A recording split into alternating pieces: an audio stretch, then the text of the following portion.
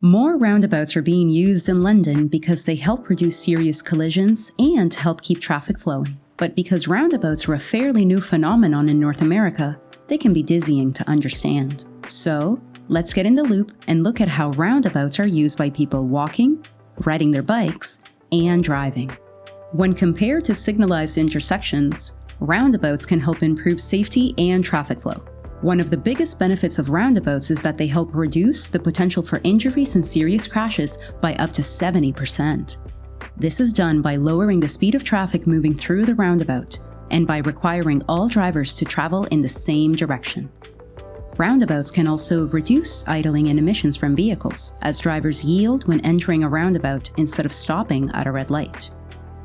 Let's first look at how people who are walking or using a mobility aid can travel around a roundabout.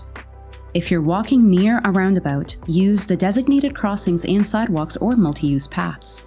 If the crossing has a push button, press it to activate the flashing beacons, and make eye contact with any drivers approaching the crosswalk to make sure that they've seen you.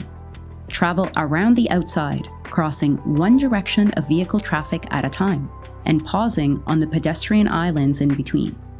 Always make sure drivers stop or there is a gap in traffic before you cross. Next, let's look at how people riding bikes navigate roundabouts. If you're riding a bike through a roundabout, you have two options.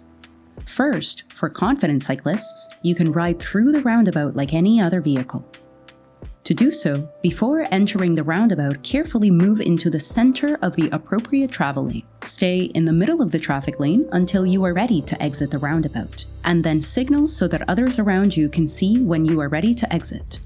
Second, for a more comfortable experience, you can choose to ride or walk your bike around the outside of the roundabout. If bike lanes or multi-use paths are present, you can keep riding until the crosswalks, where you'll need to walk your bike across. Up next, we'll show you how to navigate roundabouts by automobile.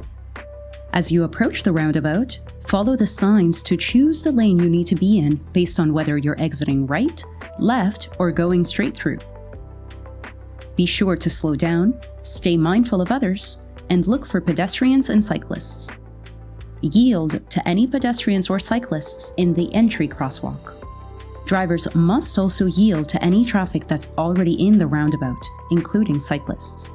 Only when there is a safe gap in traffic should you enter the roundabout. Next, stay in your lane and do not pass or change lanes until your exit. When you are exiting, signal right and yield to pedestrians in the exit crosswalk. If you see an emergency vehicle near a roundabout, never stop inside the roundabout. Instead, pull over to the right either before you enter or after you've left the roundabout completely. As you can see, roundabouts can help us all get where we need to go while improving road safety and traffic flow. Keep an eye out for new roundabouts being built in London and visit london.ca/roundabouts for more information.